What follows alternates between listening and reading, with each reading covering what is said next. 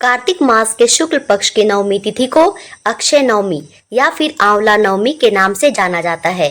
धार्मिक दृष्टि से कार्तिक मास की इस नवमी तिथि का महत्व बहुत अधिक होता है। अक्षय तृतीया के समान ही अक्षय नवमी के दिन किए गए दान और पुण्य का प्रभाव कभी क्षय नहीं होता, कभी नष्ट नहीं होता।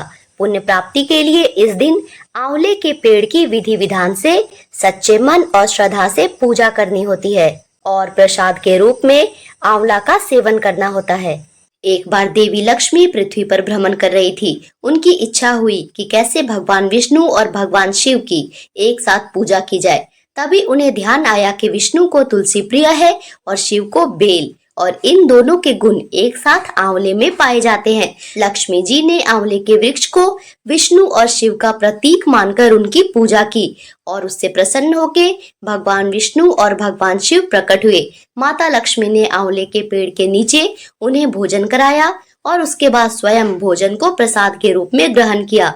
उसी दिन से यह तिथि आंवला नवमी के रूप में मानी जाती है और ऐसी मान्यता है इस दिन आंवले के पेड़ की पूजा करने से, आंवले से स्नान करने से, आंवले खाने से और आंवले का दान करने से अक्षय पुण्य मिलता है। और साथ के साथ इस दिन आंवले के पेड़ के नीचे भोजन करना चाहिए, ब्राह्मण भोजन कराना चाहिए।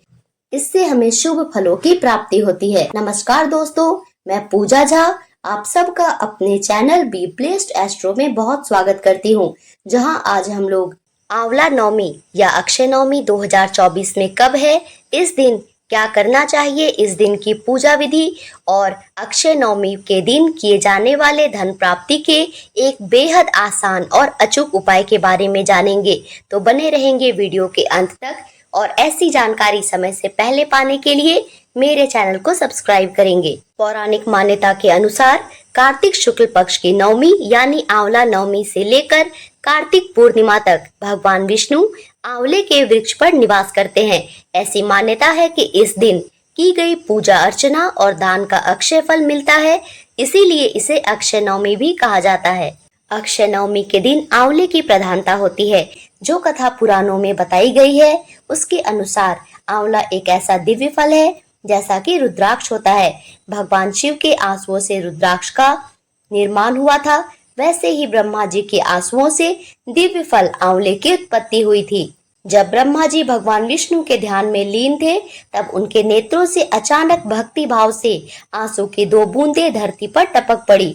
ब्रह्मा जी की आंसुओं से ही आंवले का वृक्ष कार्तिक शुक्ल नवमी तिथि को प्रकट हुआ था।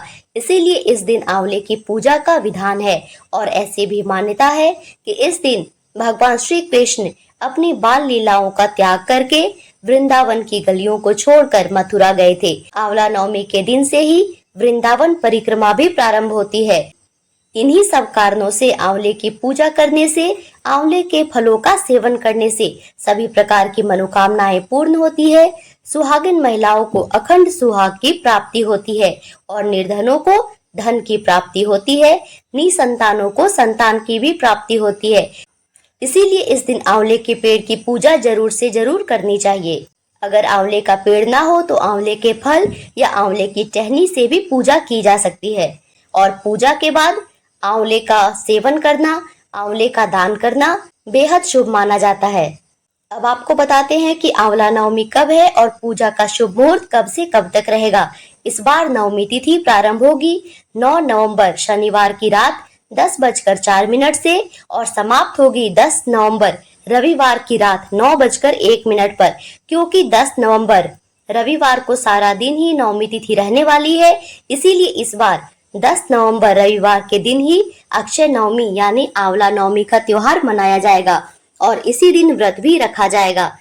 आंवला नवमी की पूजा का सबसे शुभ मुहूर्त रहेगा सुबह 6:04 से दोपहर के 12:05 तक। और इस दिन दीपदान का विशेष महत्व होता है, इसीलिए गोधूली की बेला जिसमें शाम के समय दीपदान करते हैं वह शाम के 5:30 से 5:56 तक रहेगी। इसी आंवला नवमी के दिन आदि शंकराचार्य को एक निर्धन स्त्री ने भिक्षा में सूखा आंवला दिया था। उस निर्धन स्त्री की गरीबी से द्रवित होके शंकराचार्य ने माँ लक्ष्मी की मंत्रों द्वारा स्तुति की, जो कनक धारा स्त्रोत के रूप में जानी जाती है।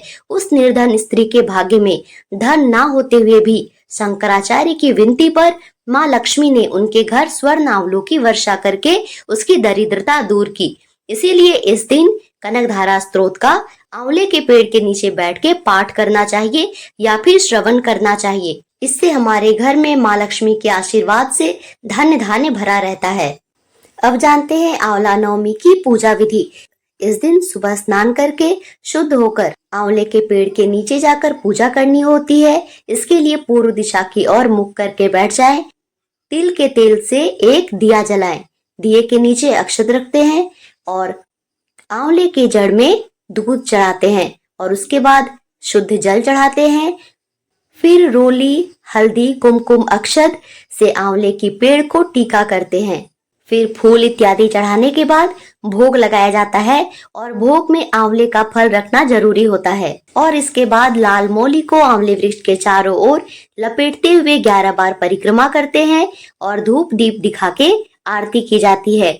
ओम नमो भगवते वासुदेवाय इस मंत्र का जाप करते हैं और साथ में कनकधारा स्त्रोत का पाठ किया जाता है। ऐसा करने से आरोग्य, अखंड सौभाग्य और सुख समृद्धि की प्राप्ति होती है। विष्णु भगवान और लक्ष्मी माता की कृपा से हमारे घर में धन समृद्धि भरी रहती है। और इसके साथ इस दिन आंवले पेड़ के नीचे ही भोजन करना चाहिए। इसी के नीचे ब्राह्मण भोजन करा के ब्राह्मण को यथाशक्ति दान देना चाहिए। ऐसा करने से तुला दान के समान दान करने का फल मिलता है। अब जाते हैं आंवला नवमी पर धन प्राप्ति का उपाय। इसके लिए पूजा करने के बाद आंवले की छाल को 3 बार एक कपड़े में थोड़ा थोड़ा करके निकाल लेना है और उसको बांध के अपने घर की तिजोरी में रख देना है। इस दिन स्वयं लक्ष्मी माँ ने आंवले को स्वर्ण में बदला था। इसीलिए अगर हम इस दिन अपने घर की तिजोरी में आंवले पेड़ की छाल को अपने घर में रखते हैं तो इससे हमारे घर में धन समृद्धि भर जाती है। तो ये थी मेरी आंवला नवमी से जुड़ी आज की वीडियो। अगर आपको इससे रिलेटेड कोई क्वेरी हो तो आप कमेंट बॉक्स में पूछ सकते हैं। वीडियो देखने के लिए धन्यवाद। राधे राधे।